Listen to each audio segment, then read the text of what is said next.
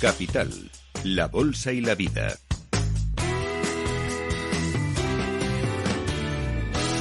Luis Vicente Muñoz. 20 años de investigación. Y aquí están reunidos de una forma muy simple los principales descubrimientos de la neurociencia aplicada al marketing, en las que ha venido trabajando el doctor en neurociencia Miquel Alonso. El libro lo acaba de publicar, se llama así: El poder del neuromarketing, que la fuerza te emocione, o el Brain Data en la empresa. Doctor Miquel Alonso, muy buenos días y bienvenido a Capital Radio. Muy buenos días, muchas gracias. Pues tiene que ser difícil resumir 20 años de investigación como lo ha hecho usted en poco más de un centenar de páginas. Importante esfuerzo, enhorabuena. Muchas gracias. Bueno, la verdad es que he intentado sintetizar y sobre todo plasmar de una manera sencilla lo que es el neuromarketing, porque es una de estas palabras que se utilizan generalmente de una forma errónea. De hecho, hace poco en un artículo que escribí así para divulgar en LinkedIn escribía que el neuromarketing son los padres, porque ocurre que se habla neuromarketing para todo, ¿no? Nos gusta mucho poner la coletilla neuro y atrae al cerebro, le atrae mucho todo lo que sea neuro. Existen investigaciones que dicen que si ponemos un cerebro en cualquier artículo, en la web o en cualquier lugar, la credibilidad se incrementa aproximadamente un 30-50% con respecto a no poner el cerebro, y si encima el cerebro está girando todavía se incrementa más. Entonces, todo lo que sea neuro llama mucho la atención, por eso he intentado plasmar de manera sencilla, ¿no?, de las bases de lo que es el neuromarketing. Así que, si me permite la broma, ¿eso significa que el cerebro se autorreconoce cuando se ve en una publicación? Sí, es que lo que ocurre es que buscamos signos que nos den credibilidad, que pensemos que detrás de una comunicación existe ciencia, ¿no? Y todo lo que tiene que ver con el cerebro nos fascina, y en cuanto aparece un cerebro, damos por hecho que existe investigación detrás de ello y curiosamente, sí, nos reconocemos un cerebro y pensamos que hay una investigación detrás. Pero dígame, don Miquel Alonso, si cuando hablamos del neuromarketing no estamos quizá ciñéndonos a hablar especialmente de la parte inconsciente del cerebro, esa que funciona con automatismos. Sí, lo que ocurre es que en los últimos años hemos descubierto, en los últimos 10-15 años, los descubrimientos que se han hecho sobre el cerebro han sido formidables, fantásticos. Ha habido programas que han impulsado la investigación, tanto en Estados Unidos como en Europa, y todos estos descubrimientos han sido muy llamativos, y nos estamos dedicando con el neuromarketing también a transferirlos al mundo de la empresa. Y efectivamente uno de ellos es que de las 3.500 decisiones que se calcula que tomamos al día una persona normal, más del 95%, algunos investigadores ya los ponen en más del 99%, se producen a nivel inconsciente. No nos enteramos, no nos damos cuenta de las decisiones que tomamos. Entonces, cuando estamos investigando cómo se comportan las personas, la inmensa mayoría de las veces, tradicionalmente, lo que hemos hecho ha sido preguntar. Y lo que ocurre es que esa parte cognitiva racional, dentro del proceso de toma de decisiones, es la tercera parte. Y es la tercera fase, digámoslo así. Las dos primeras fases son instintivas y son inconscientes. Entonces, claro, cuando queremos saber cómo se comporta el consumidor, necesitamos investigar esa parte emocional e inconsciente. Y con la neurociencia, con el neuromarketing, podemos hacerlo aplicando esas técnicas de neurociencia. De hecho, lo que hacemos con el neuromarketing no es preguntar, es directamente medir del cerebro, ¿no? Ponemos un aparato, un electroencefalograma u otro tipo de aparatos y medimos las reacciones de la persona a los distintos estímulos. No tenemos que pasar por ese filtro de la conciencia o de la cognición para saber cómo se comporta una persona o por qué se comporta. Entonces, ¿estaría equivocado, don Miquel, si pienso que el neuromarketing es un poco malvado, que lo que busca es obtener de mí respuestas automáticas sin que sea consciente?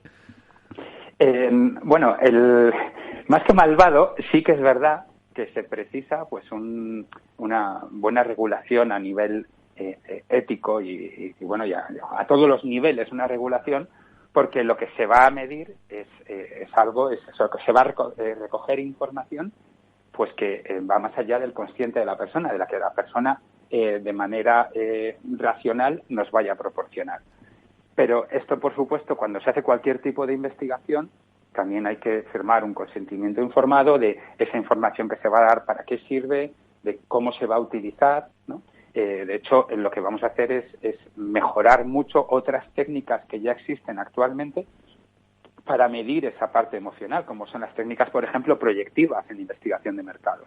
Aquí, pues mejoramos muchísimo esas técnicas y obtenemos una información muy veraz y muy real de por qué, de cómo se comporta una persona y cuáles son las razones. Pero sí que, por supuesto, jamás se debe investigar a una persona sin que ella sepa que la están investigando, pero eso en sí mismo, en cualquier entorno ya sería algo que no estaría dentro de lo que es la legalidad.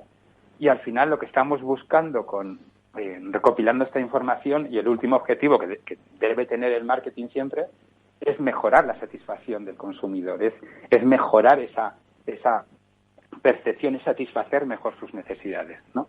Pero sí que es verdad que se pueden, por ejemplo, nosotros podemos saber lo que una persona va a decidir con algunas técnicas de neurociencia, podemos saber lo que va a decidir antes de que la misma persona lo sepa, porque la decisión se produce segundos antes, segundos, pues depende qué tipo de decisión, va entre algunos segundos o menos de un segundo de que llegue al consciente de la persona. Entonces, sí que es verdad que se puede acceder a una serie de información que si no se hace con el consentimiento de la persona, pues sería a nivel ético, legal, moral, no sería apropiado. Pero, doctor Alonso, ¿cuántas empresas puede haber ya que dispongan de esa capacidad de neuromarketing, de poder anticiparse a las decisiones que una persona va a tomar, incluso antes de que la propia persona lo sepa? Pues existen en Estados Unidos, esto es una práctica totalmente habitual y muy normal. Y en Latinoamérica también está mucho más desarrollado este tipo de prácticas que por ejemplo, en España, que estamos aquí comenzando a aplicarlas, ¿no? Yo tengo una empresa que se llama Brain Data Company, en la cual prestamos este tipo de servicios, y son servicios que estamos notando cada vez más que nos lo solicitan las empresas. Y como comentaba, muchas empresas que están interesadas y que están estudiando al consumidor de otras maneras, por ejemplo, preguntándole mediante focus group o mediante encuestas o mirando mediante el Big Data qué es lo que están haciendo, pues también quieren conocer y comprender cuáles son las emociones y las reacciones instintivas de la persona. Entonces, ahora a la vez notamos que van pidiendo más las empresas estos servicios, y desde luego en los próximos años se puede adelantar que la inmensa mayoría de las empresas estarán haciendo acciones de neuromarketing, ya sea a nivel longitudinal o pequeñas acciones, por ejemplo, con eye tracking, con reconocimiento facial, etcétera. Pero cada vez se van notando más ese tipo de demanda. ¿Nos miran mucho a través de las redes sociales? Sí, muchísimo. Pero lo que ocurre es que cuando ese buzzing, esa medición de las respuestas en redes sociales, entra casi más en el terreno de lo que es la gestión de los datos, del Big Data y demás. Nosotros cuando estudiamos con neurociencia precisamos obtener información del cerebro de la persona o a nivel del sistema nervioso periférico. Entonces se precisa una investigación más individual, más centrada en esa recopilación de datos de cada una de las personas. Entonces, cuando hablamos de neuromarketing, siempre hay neurociencia detrás. Eso sí que tenemos que tenerlo muy presente. No es solamente medir respuestas de forma masiva en la red. Entiendo. Imagino que el gran paso adelante se está produciendo ahora, que podemos utilizar el Big Data a partir del Brain Data, ¿no? La investigación del cerebro mezclada con el Big Data y la aplicación de inteligencia artificial. Efectivamente. Nosotros lo que tal y como lo entendemos, vemos que el Big Data sería calcular el mapa, ¿no? El mapa de una situación, y con el Big Data tenemos ese mapa, y con el Brain Data tenemos el camino que hay que recorrer dentro del mapa, ¿no? Entonces, es acercar mucho más a nivel, con una precisión mucho más elevada, acercar con la lupa y ver qué hay que hacer en cada uno de los momentos y cómo son las reacciones de las personas ante distintos estímulos. Así que son totalmente no ya complementarios, sino que son necesarios. Y como por supuesto también es necesario preguntar a las personas y que nos respondan cómo están racionalizando esas decisiones emocionales que están tomando. Lo que tenemos que tener claro es que en las decisiones que tomamos, en todas, están las emociones. Uno de estos descubrimientos que estamos tratando de llevar desde las universidades y desde los institutos de investigación a la sociedad en general es esta percepción errónea de que somos muy racionales y cognitivos, ¿no? Comentaba en la anterior entrevista, la entrevistada comentaba precisamente que nuestro cerebro trata de reaccionar, de cambiar lo menos posible, ¿no? Esto es porque cambiar supone gastar energía. Nuestro cerebro, con un 2% del peso, gasta más del 20% de la energía que tenemos. Por eso nos encanta ir a todos los hábitos que tengamos, nos encantan las marcas que habitualmente utilizamos, porque cualquier cambio supone gastar energía. Estamos programados para gastar cuanto menos energía mejor. Y las emociones y la toma de decisiones que tenemos es un mecanismo que hemos desarrollado a nivel evolutivo durante millones de años para precisamente tomar decisiones de la manera más óptima y con el menor esfuerzo. Y eso lo hacemos aplicando las emociones, aplicando la intuición y todo que funcione de manera inconsciente. Si tuviésemos que pensar cada vez que tomamos una decisión y tomamos 3.500 al día, ese sería un coste energético para nuestro organismo inasumible. Por eso, como el cerebro lo que quiere es nuestra supervivencia, toma esas decisiones de esa manera. Y claro, a nivel social y a nivel de conocimiento general, es difícil porque no es intuitivo precisamente reconocer que somos personas intuitivas, ¿no? Entonces, creemos que pensamos mucho más de lo que realmente lo hacemos. Interesantísimo y muy bien explicado. Don Miquel Alonso, doctor en neurociencia y autor de este libro que estamos comentando, El poder del neuromarketing, recién terminado.